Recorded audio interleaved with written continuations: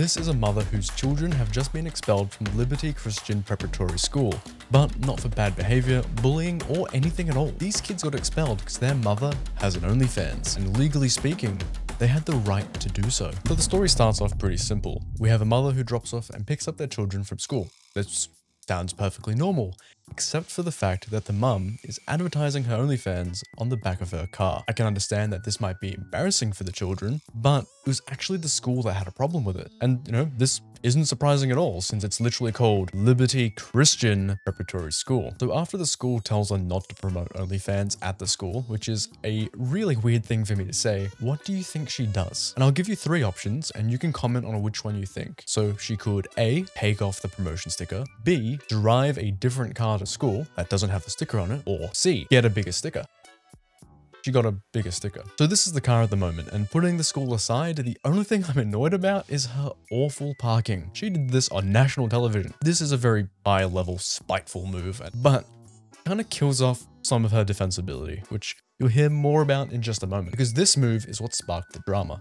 The school straight up just expelled her kids, claiming that they were just protecting the innocence of the children. Now, I'm not going to take his side here, but I do want to discuss the arguments used. So, protecting the innocence of children, it's kind of a weak argument. Now, in my experience as a Zoomer, when I went to high school, I found that it didn't matter what school or parenting the kids had.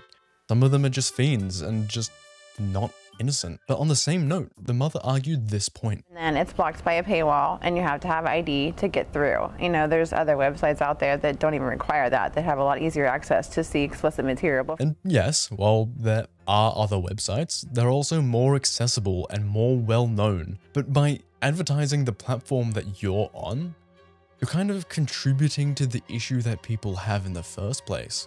Like, it doesn't matter if it's paywalled or not. You're still distributing the fact that it exists. So the few students who are genuinely, innocent. Now, I know that that's kind of counterproductive to what I was saying about the school's point, but there's got to be a line somewhere. And don't get me wrong, what you do in your own time in your life is still your right, because legally speaking, she has done nothing wrong. But for me to say that, it's only fair for me to say that the school is also absolutely in the right. That she refused to, quote, repent after breaking an agreement the parents signed at enrollment, which says a parent or student that causes, quote, unresolved disharmony and conflict can be expelled. And that's it. The argument is done. If you don't understand, she signed a carefully worded contract that gave the school the ability to kick out her kids under the right conditions. And then she made those conditions happen. The repeated disagreement with the school is what allows the school to just say nope and kick the students out. So it doesn't matter how much people argue about whether she's right or wrong, she literally can't win here. Now, the school was nice enough to say that the kids could come back as long as she doesn't keep promoting OnlyFans around the school.